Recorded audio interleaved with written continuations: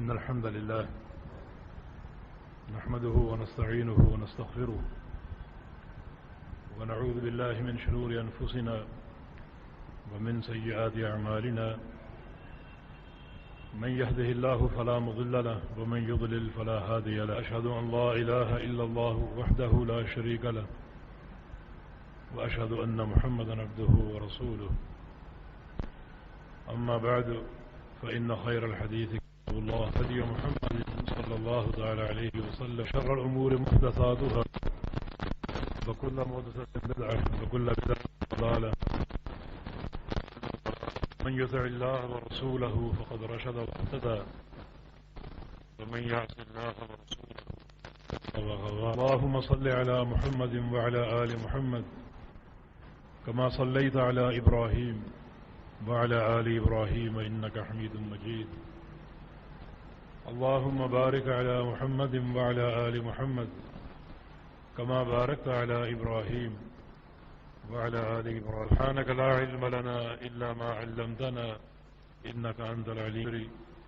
يسر لي أمري واحلل عقدة من لساني قال الله سبحانه وتعالى أعوذ بالله بسم الله الرحمن الرحيم يا أيها الذين آمنوا ادخلوا في السلم كافة ولا تتبعوا خطوات الشيطان إنه لكم عدو مبين. آج کے دن کی ہمارے لیے اہمیت یہ آج کے دن ہمیں آزادی کی نعمت حاصل ہوئی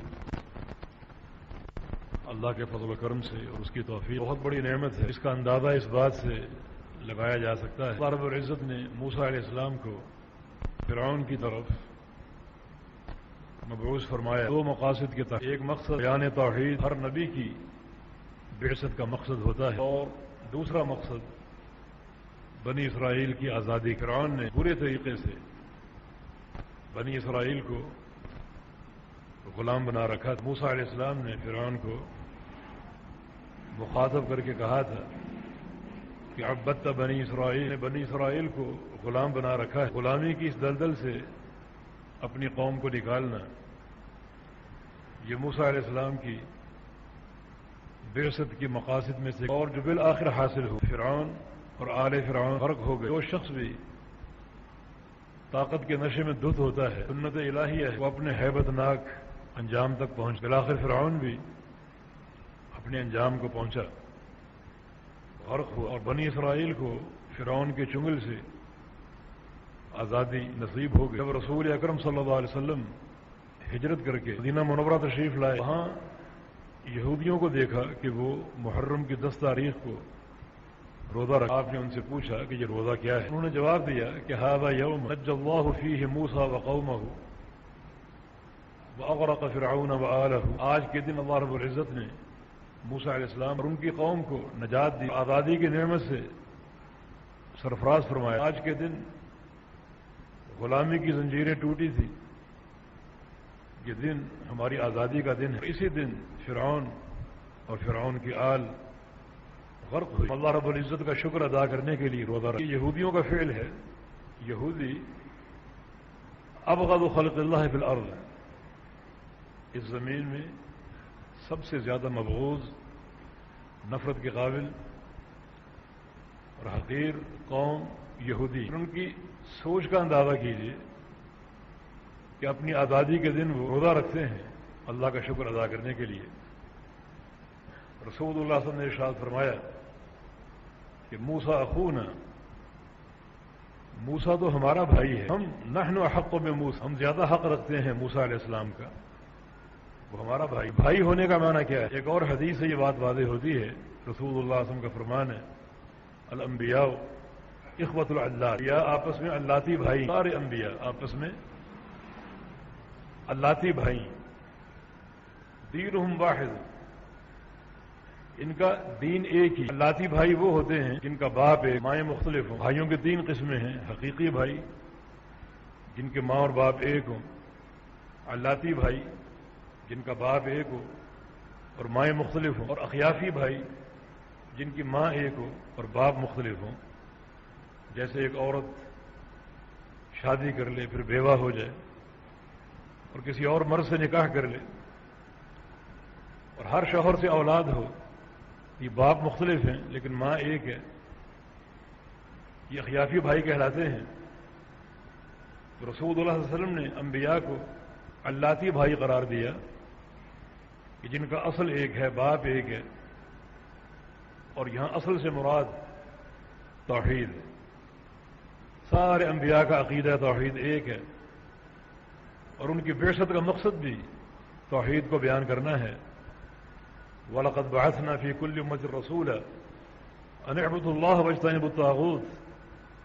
ہم نے ہر قوم میں رسول بھیجے اس ایک دعوت کے ساتھ کہ ایک اللہ کی عبادت کرو اور طاغوت کا انکار. وَمَا أَرْسَلْنَا مِن قَبْلِكَ مِن رَّسُولٍ إِلَّا نُوحِي إِلَيْهِ أَنَّهُ لَا إِلَٰهَ إِلَّا أَنَا فَاعْبُدُونِ. ہم نے آپ سے پہلے جتنے بھی رسول بھیجے ان کی طرف وحی کی کہ میرے علاوہ کوئی معبود نہیں، میری ہی عبادت کرو اور میری ہی عبادت کی دعوت دو. اپنی قوموں کو، ملتوں کو میری عبادت کی طرف بلاؤ اور میری توحید کی طرف بلاؤ. یہ سارے انبیاء کا اصل ہے. اس لحاظ سے انبیاء آپس میں اللاتی بھائی ہیں. تو نبی پاک صلی اللہ علیہ وسلم نے فرمایا کہ موسیٰ ہمارا بھائی ہے باعتبار عقیدے کے، باعتبار منہج. قوم یہود تو اپنے عقیدے سے بغاوت اختیار کر چکی ہے، انحراف اور الحاد کا راستہ اختیار کر چکی ہے. رسول اللہ صلی اللہ علیہ وسلم نے اپنی وفات سے قبل بد دعا کی تھی کہ لعن اللہ الیہود والنصارى اتخذوا قبور انبیائہم مساجد، کہ اللہ رب العزت یہودیوں پر، عیسائیوں پر لعنتیں برسائے کہ جنہوں نے اپنے نبیوں کی قبروں پر عمارتیں بنا لی، قبے بنا لیے، مسجدیں بنا لی. وہ وہاں سجدہ اللہ کو کرتے ہیں، عبادت اللہ کی کرتے ہیں، لیکن قبروں پر قبے بنانا اور عمارتیں تعمیر کرنا یہ بھی شرک ہے اور الحاد ہے، جس بنا پر رسول اللہ صلی اللہ علیہ وسلم نے یہود و نصارہ پر لعنت کی بد دعا فرمائی. اور پیغمبر علیہ السلام کا یہ فرمان بھی ہے لَتَتَّبِعُنَّ سَنَنَ مَنْ قَالَ قَبْلَكُمْ حَسْبَ النَّعْلِ بِالنَّعْلِ، کہ تم لوگ سابقہ قوموں کی ہو بہو پیروی کرو گے. خیر و شر میں انہوں نے جس راستے کا انتخاب کیا تم بھی کرو گے.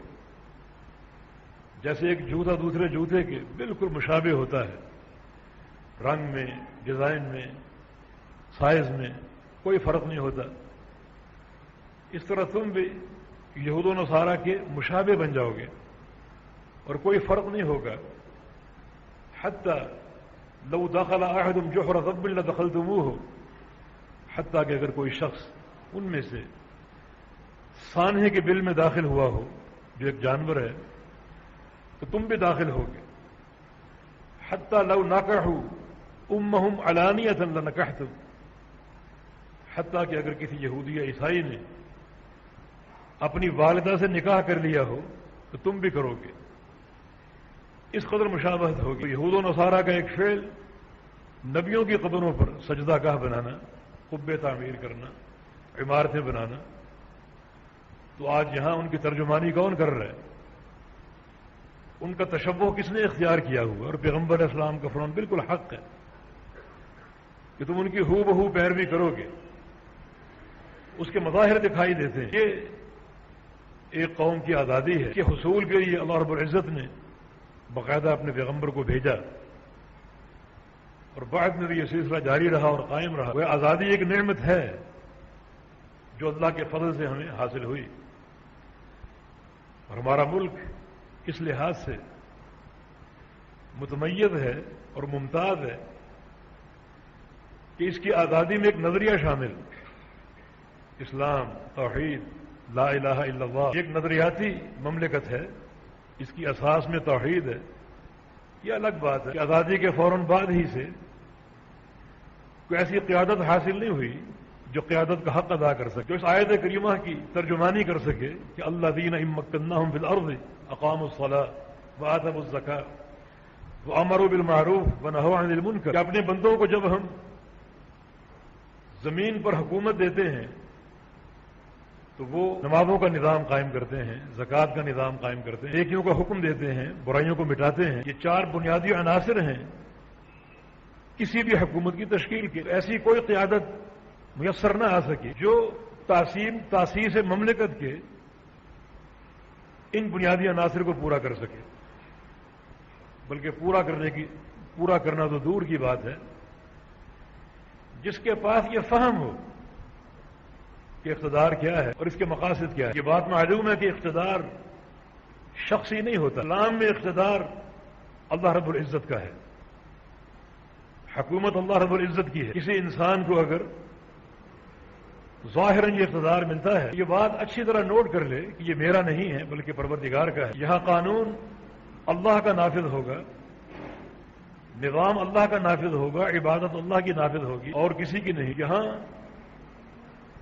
اللہ رب العزت کی اوامر کی تنفیذ ہوگی، اس کی حدوں کا نفاذ ہوگا، برائیوں کا خاتمہ ہوگا، اور یہ لازمی عناصر ہیں کسی بھی سلطنت اور ریاست کے۔ تو ان عناصر کا فہم بھی یہاں موجود نہیں ہے، اور یہ ایک المیہ ہے بہت بڑا کہ جو ایک نظریہ تھا اس مملکت کی تاسیس کا، وہ آج تک پورا نہ ہو سکا، بلکہ روز افزوں جو قیادت آ رہی ہے اس نظریے سے انتہائی دور، اس کا فہم تک حاصل نہیں، ادراک تک حاصل نہیں، اور اس کی سوچ تک میسر نہیں ہے۔ یوں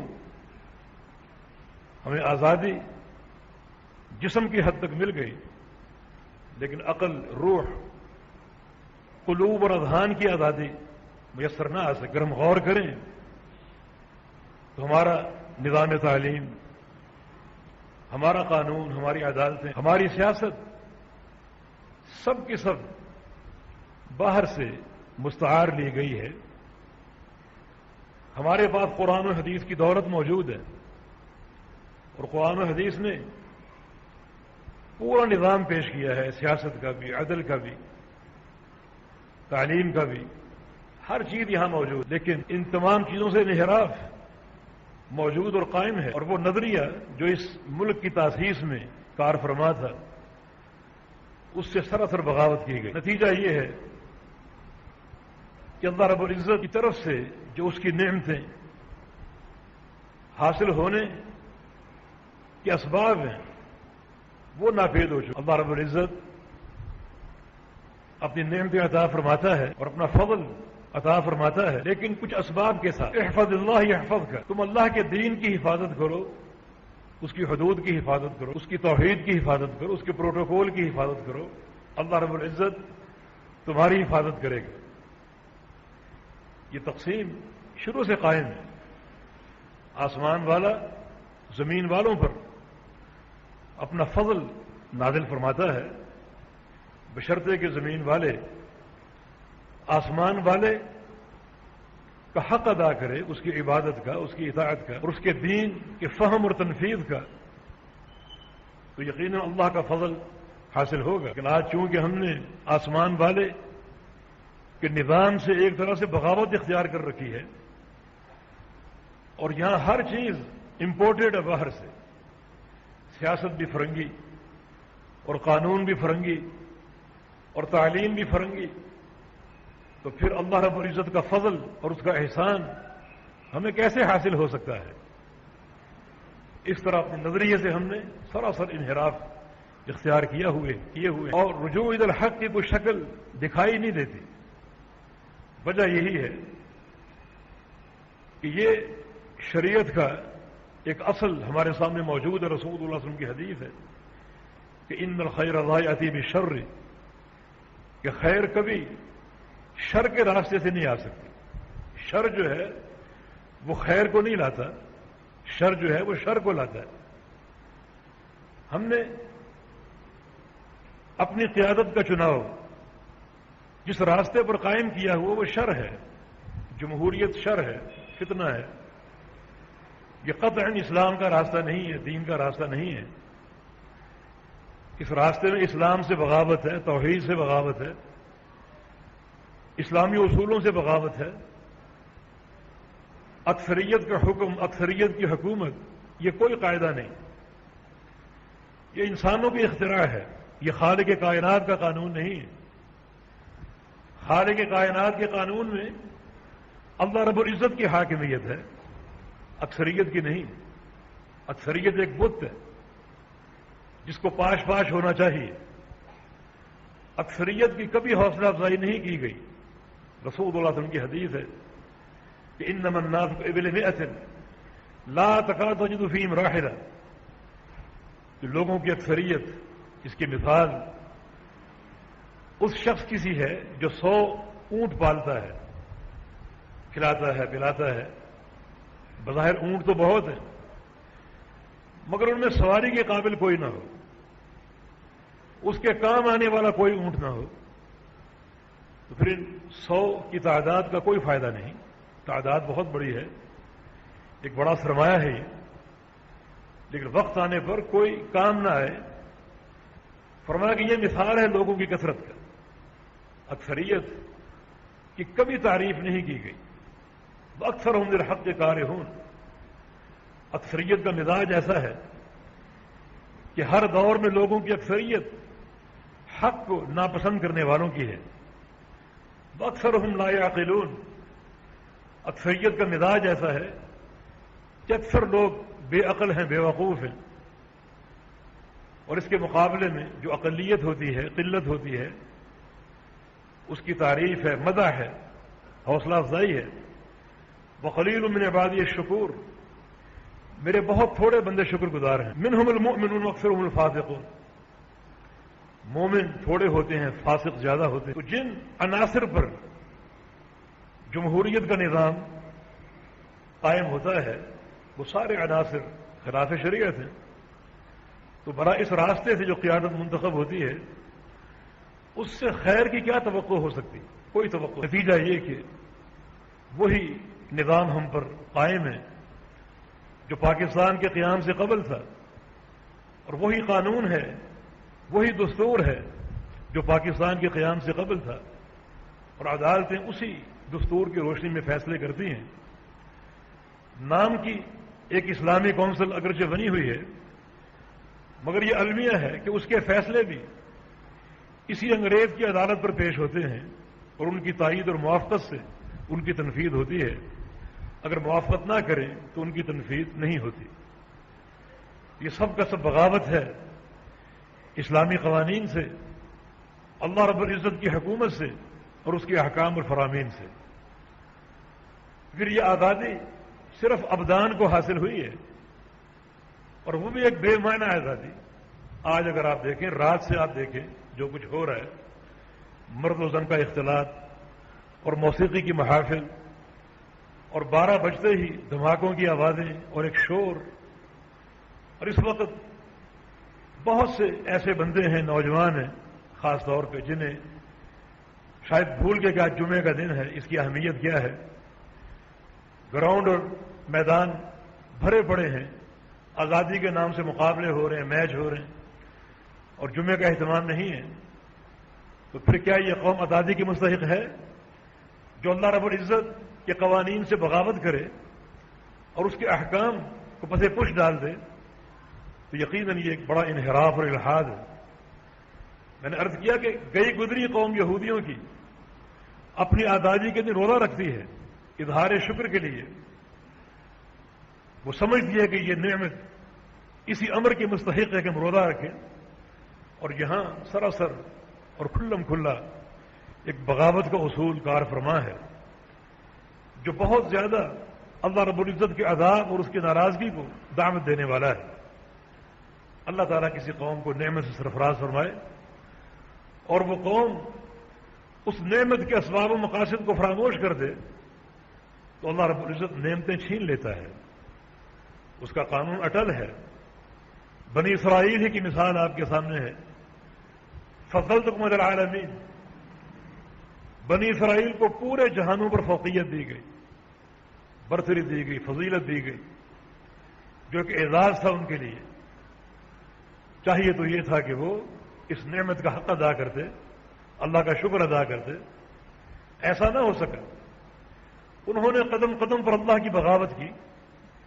موسیٰ علیہ السلام سے ایک معاہدانہ رویہ تھا، تو اللہ تعالیٰ نے اس اعزاز کو چھین لیا۔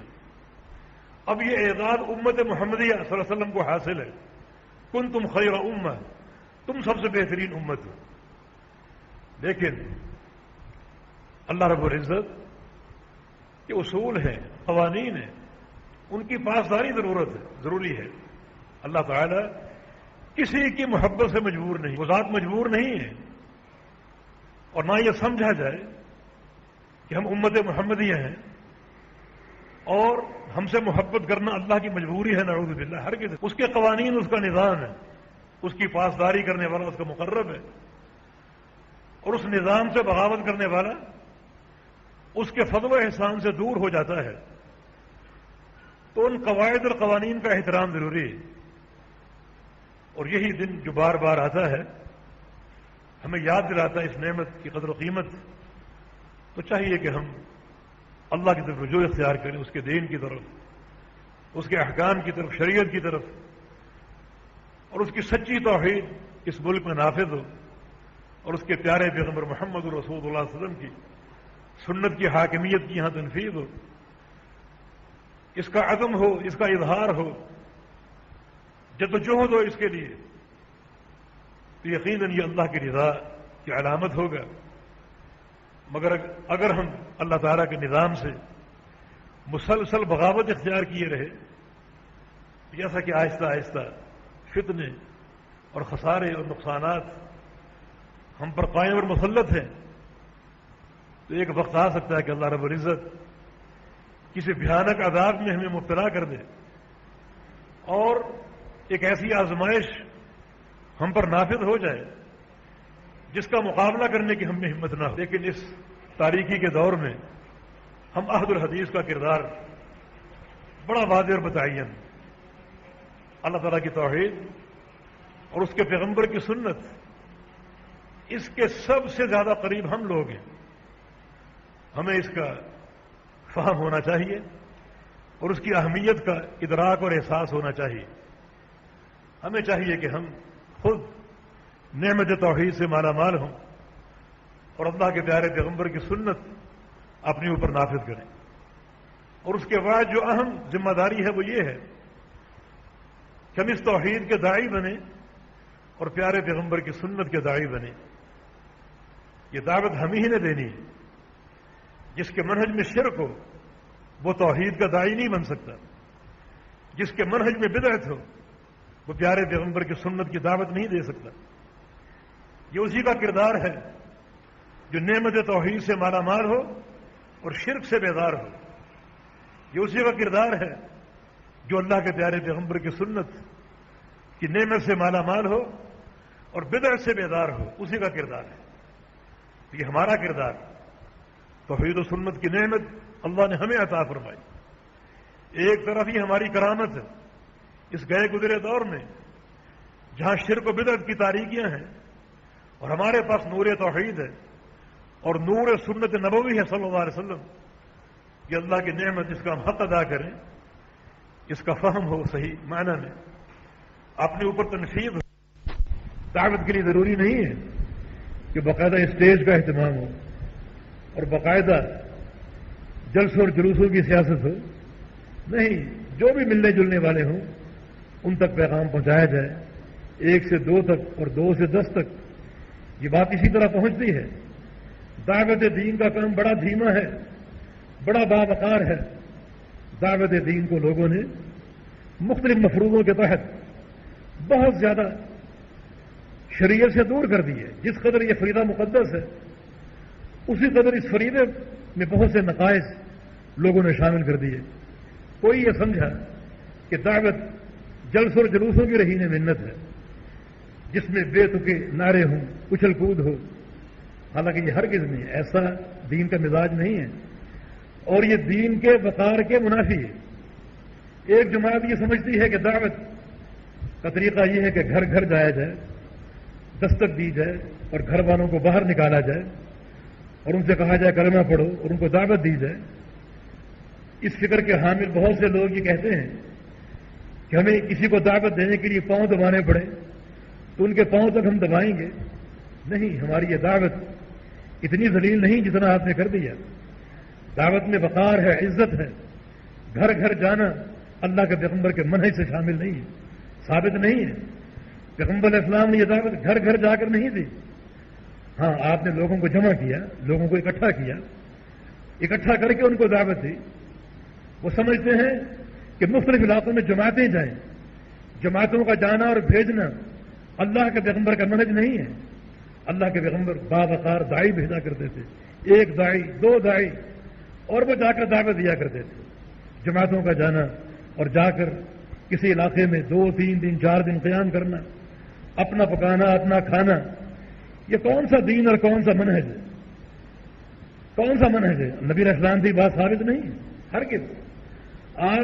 آپ نے یمن، جو کہ سارا علاقہ اہل الکتاب کا تھا، ایک داعی کو بھیجا، حالانکہ کفار کا علاقہ ہے، وسیع ایک مملکت ہے، اور وہاں جماعت کو بھیجنا چاہیے تھا، لیکن ایک ہی داعی کو بھیجا دعوت توحید دے کر، ان کو دعوت کے اصول سمجھائے، طرق سمجھائے، اور وہ ایک ہی داعی پوری قوم کی طرف دعوت لے کر گیا۔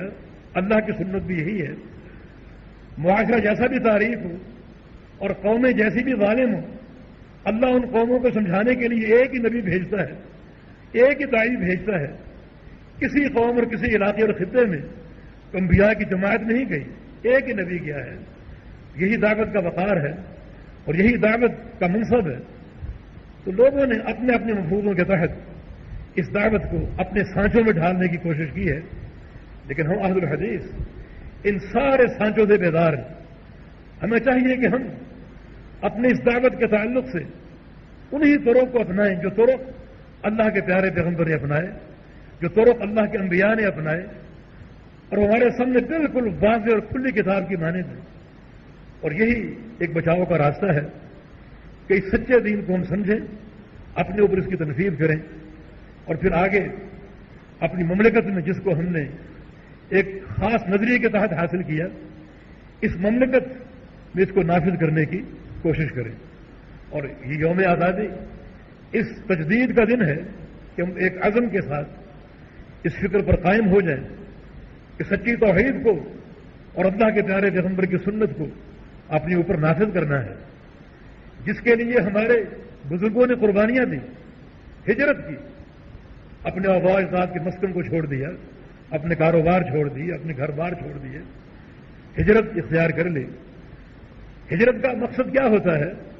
تاکہ اپنے خطے میں پہنچ کر آزادانہ طریقے سے اللہ کی عبادت کریں۔ یہ مقصد تو نہیں ہے کہ آزاد ہو کر ہم دھماکے کریں، آزاد ہو کر ہم فائرنگ کریں، آزاد ہو کر ہم رقص و سرود کی محفلیں اٹینڈ کریں، اور آزاد ہو کر ہم شیطانی اعمال کو دعوت دیں، جیسا کہ رات سے جاری ہے۔ ایک عجیب اختلاط، ایک عجیب بدتمیزی کا طوفان بپا ہے کہ یہ آزادی کے تقاضے ہیں؟ ہرگز نہیں، یہ تو اللہ کی ناراضگی کو دعوت دینے کے مترادف ہے۔ تو ہمیں چاہیے کہ ہم صحیح دین کو سمجھیں، اپنے اوپر اس کی تنفیذ کریں، اور اس کے ساتھ ساتھ اپنی مملکت میں جس کے حصول میں نظریہ کار فرما ہے، یا اسلام نافذ ہوگا، اللہ کا دین آئے گا، اور یہاں سے کفر و الحاد رخصت ہوگا، تو اس نظریے کی تکمیل کی جدوجہد کریں۔ اور یہ عین عبادت ہے کہ اس پیغام کو آگے پہنچایا جائے اور اس کے نشر و اشاعت کی کوشش ہو۔ یہ اللہ کی رضا کا راستہ ہے اور اس مملکت کے بقا کی ایک صورت ہے، ورنہ ہماری حرکتوں سے ہمارا ایک بازو ان سے کٹ چکا ہے۔ پاکستان اس وقت مکمل نہیں ہے، ناقص ہے۔ جس مکمل پاکستان کو لا الہ الا اللہ کے نام پر حاصل کیا گیا، وہ آدھا کٹ چکا ہے ہماری نالائقیوں کی بنا پر، اور باقی آدھا بہت سے فطروں کی زد میں ہے، اور بہت سی الغاریں اپنی لپیٹ میں اس کو لے چکی ہیں، اور ہم ہوش کے ناخن نہیں لیتے اور بیدار ہونے کی کوشش نہیں کرتے۔ اس کا راستہ صرف اللہ کی طرف رجوع اختیار کرنے کا ہے اور سچے دین کو اختیار کرنے کا۔ سچا دین رجوع اللہ، توحید خالص اور اللہ کے پیغمبر کی سنت بچاؤ کا راستہ ہے، اور اس مملکت کے بقا کی بنیاد ہے۔ اور اگر اس سے بغاوت ہوگی تو پھر جیسے ایک آدھا ملک ہمارا کٹ چکا، اللہ نہ کرے، باقی کے پیچھے بھی لوگ پڑے ہوئے ہیں، اس کو ختم کرنے کے درپے ہیں، اور خارجی اور داخلی سازشیں بالکل ہم قدم ہو چکی ہیں اور باہمی طاقت کے ساتھ حملہ آور ہیں اور ہمیں قطعاً کوئی ہوش نہیں ہے، ہم ذاتی مفادات میں الجھے ہوئے ہیں، تو یہ چیز انتہائی خطرناک اور نقصان دہ ہو سکتی ہے۔ قومیں کیسے تباہ ہوتی ہیں ہمیں ان امور کا اندازہ ہونا چاہیے، اور قوموں کی بقا کے راستے کیا ہیں ان امور کا ہمیں اندازہ ہونا چاہیے۔ اللہ تعالیٰ بقا عطا فرماتا ہے کب؟ جب اللہ رب العزت کی توحید کے ساتھ وفاداری ہو اور اس کے نظام کے ساتھ وفاداری ہو، اور اگر بغاوت ہوگی تو اللہ ہم سے ناراض ہوگا، اور اللہ کی ناراضگی سارے خطرات اور نقصانات کا پیش خیمہ ہو سکتی ہے، جبکہ اللہ کی محبت ہماری بقا ہے۔ احفظ اللہ یحفظ کا، اللہ کے دین کی حفاظت کرو اللہ تمہاری حفاظت کرے گا۔ احفظ اللہ تجدہ تجاہک کا، اللہ کے دین کی حفاظت کرو ہمیشہ اللہ کو اپنے سامنے پاؤ گے، ہمیشہ یہ اللہ رب العزت تمہاری حفاظت کرے گا۔ اور یہ تقسیم روز اول سے قائم اور جاری ہے کہ آسمان کی طرف سے رحمت اور فضل کی بارش ہو سکتی ہے اگر زمین والے آسمان والے کے نظام کو اپنا لیں، پوری طرح وفاداری اختیار کر لیں، اور اگر بغاوت ہوگی تو اللہ تعالیٰ بھی ناراض ہو جائے گا، اور یہ انتہائی نقصان دہ چیز ہوگی جس کے خطرات کے ہم متحمل نہیں ہو سکتے۔ قدم بقدم یہ خطرہ موجود ہے اور ہر دن گزرنے کے ساتھ بڑھتا جا رہا ہے، تو ہمیں کیا کرنا ہے؟ سچی توبہ، ہمیں کیا کرنا ہے؟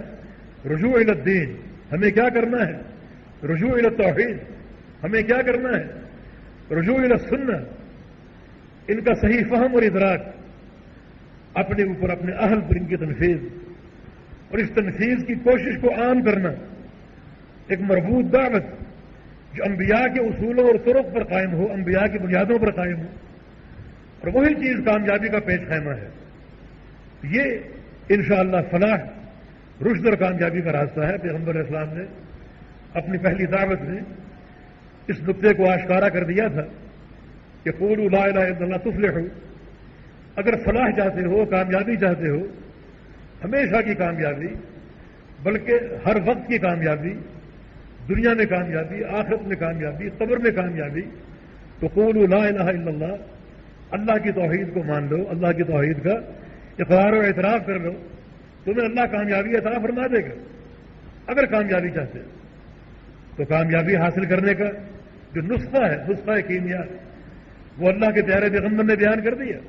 یہ نسخہ سعادت ہے جو ہمارے پاس موجود ہے، یہ دولت ہمارے پاس موجود ہے، یہ خزانہ ہمارے پاس موجود ہے، بس بات اس کے فہم اور شعور کی ہے، ادراک کی ہے، اور اس کی تنفیذ کی ہے، اور یہ فلاح اور کامیابی کا راستہ ہے۔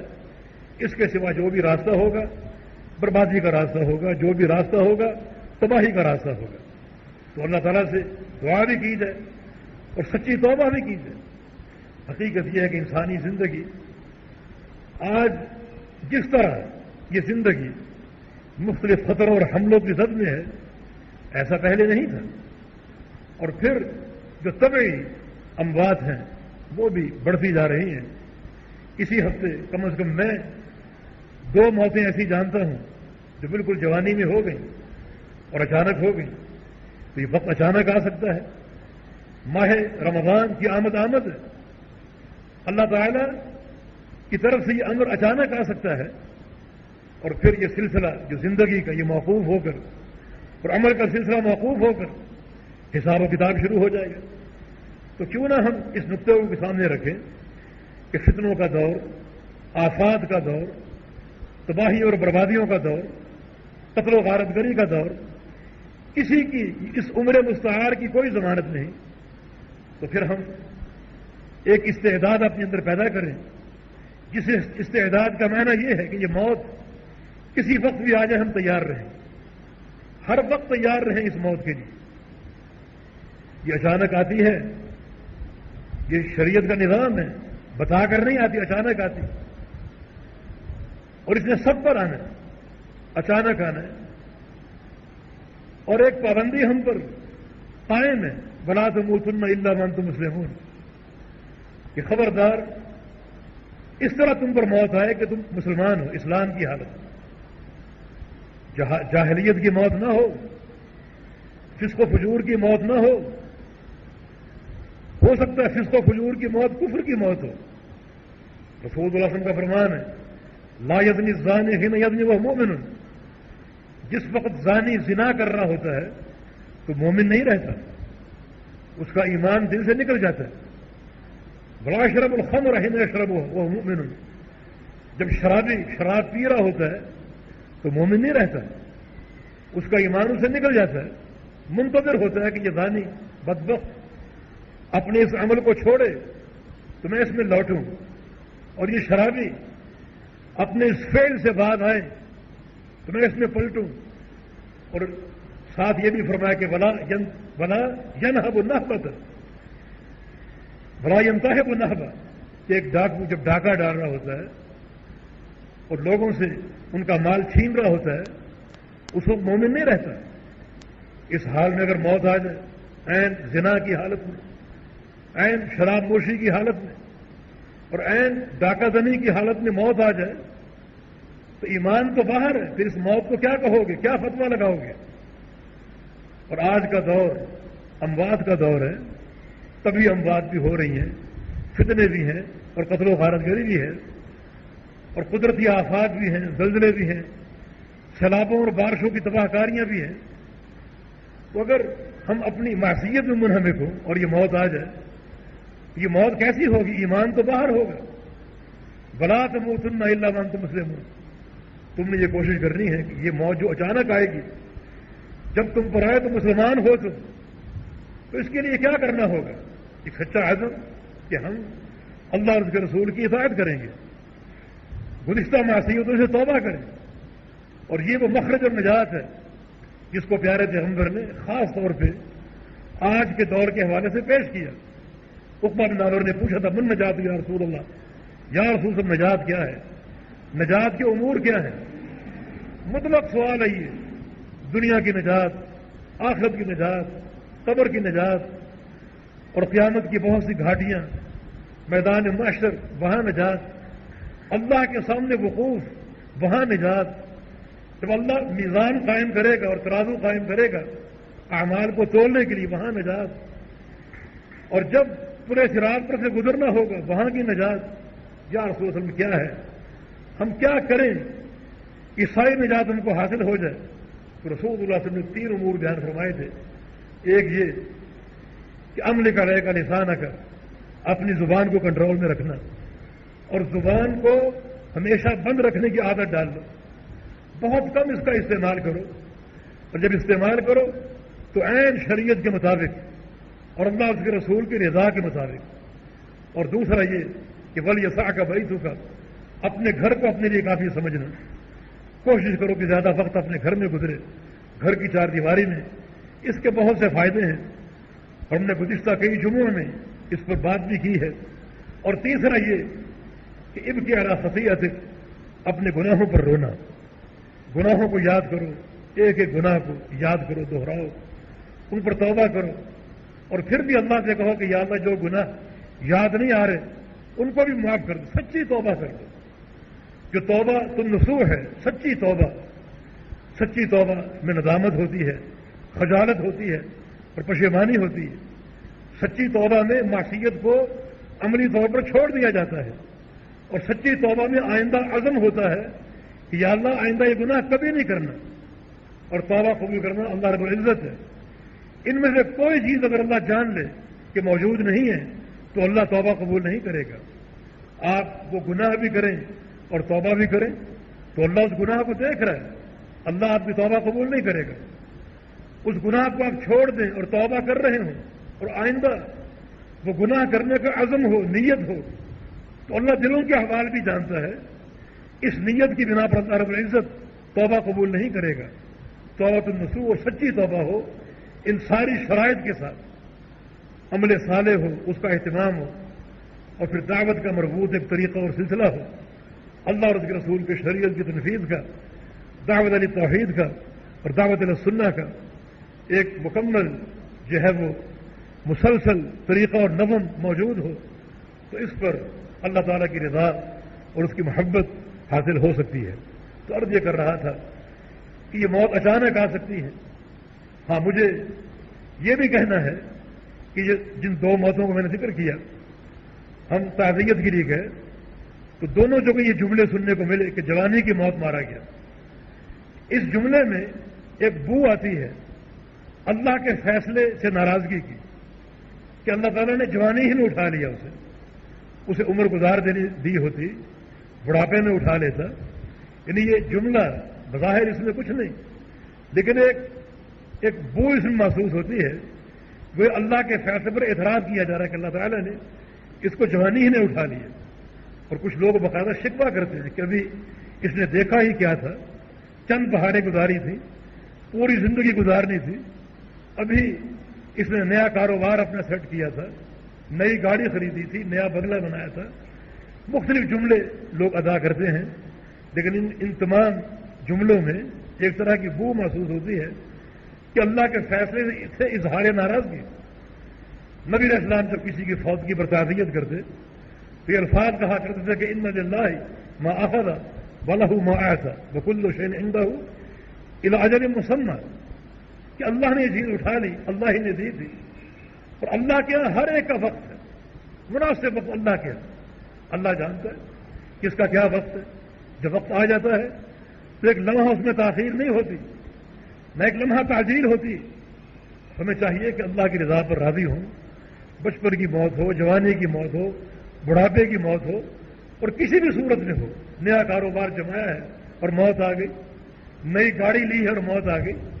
ایسا کوئی جملہ اپنی زبان سے نہ نکالیں جس جملے سے اللہ رب العزت کی ناراضگی کی بو آتی ہو, اس فیصلے سے ناراضگی کی بو آتی ہو. ہمیشہ اللہ کے فیصلے سے راضی ہونا یہ ایک انسان کا عمل اور اس کا کردار ہونا چاہیے. کیونکہ یہ باتیں عام ہوتی ہیں, ہمیں ان سے پرہیز کرنا چاہیے. نبی علیہ السلام اس موقع پر فلتصبروا تحتسب کہ صبر کرو اور صبر کر کے اللہ سے اجر حاصل کرو. صبر کرو, اور صبر کا طریقہ یہ ہے کہ وہ آنکھوں سے آنسو جاری ہوں لیکن زبان سے ایسے الفاظ نہ نکالیں جو اللہ کو ناراض کر دیں. یہ صبر کے منافی ہے. زبان بالکل خاموش ہو اور بند ہو, آنکھیں بہتی رہیں, آنسو بہتے رہیں, یہ ایک شفقت اور محبت اور پیار کی علامت ہے. نبی علیہ السلام رویا کرتے تھے, زار و قطار رویا کرتے تھے, لیکن زبان سے کوئی جملہ ادا نہیں کیا کرتے تھے. اللہ کی رضا کے علاوہ یہی ہمارا کردار ہونا چاہیے. اللہ پاک سے دعا کرنی چاہیے کہ اللہ تعالیٰ ہمیں ہر حال میں اپنی شریعت پر قائم رکھے. اور مومن کا بڑا خوش قسمت ہے کہ اس کی خوشی اور غمی دونوں اللہ کے دین کے تابع ہوتی ہیں. رسول اللہ صلی اللہ علیہ وسلم کی حدیث ہے عجب الامر المؤمن, مومن کا معاملہ کتنا عجیب ہے. فإن أمره كله له خير, اس کا ہر معاملہ اس کے لیے بہتر ہے. ان اصابته سراء شکر ذلك خير له, اسے اگر خوشی ملتی ہے تو اللہ کا شکر ادا کرتا ہے جو اس کے لیے بہتر ہے. وإن اصابته ضراء, اسے اگر تکلیف پہنچتی ہے تو صبر کرتا ہے. ذلك خير له, یہ تو اس کے لیے بہتر ہے. عجب الامر المؤمن, تو مومن کا معاملہ کتنا عجیب ہے. اس کی خوشی بھی باعث رضا ہے اور اس کی غمی بھی اللہ کی رضا کا باعث ہے. تو ہر موقع پر اپنے پروردگار کی رضا کو تلاش کرنا, اس کی شریعت سے وفاداری کرنا اور اس کی توحید و سنت کو سمجھنا, اس کو اپنانا, قبول کرنا, اس کی دعوت دینا, یہ ہم سب کا کردار ہونا چاہیے. اللہ پاک توفیق عطا فرمائے. اللہ اس وطن عزیز کی حفاظت فرمائے. اللہ اس ملک کو اسلام کو اور توحید کا گہوارہ بنا دے. اس ملک کا جو نظریہ ہے توحید اور اسلام, اللہ تعالیٰ اس نظریے کی حفاظت کی توفیق دے, اور اس نظریے کو جو اس کی تاسیس میں شامل تھا اللہ اس کی تنفیذ کی توفیق عطا فرما دے. یہ مملکت توحید کی مملکت ہو, یہ مملکت اللہ کے پیارے پیغمبر کی سنت کی مملکت ہو, اللہ کے پیارے پیغمبر کی محبت کی مملکت ہو, عمل صالح کی مملکت ہو اور علم نافع کی مملکت ہو.